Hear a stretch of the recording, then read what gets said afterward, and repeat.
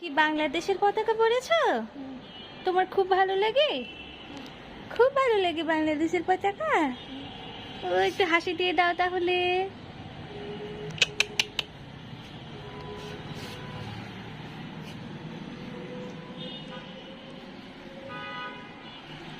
Papa, how are you? Fine বলো। I am fine. জোরে জোরে বলতে হবে না।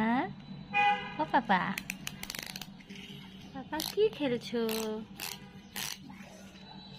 তাকাও আমার দিকে।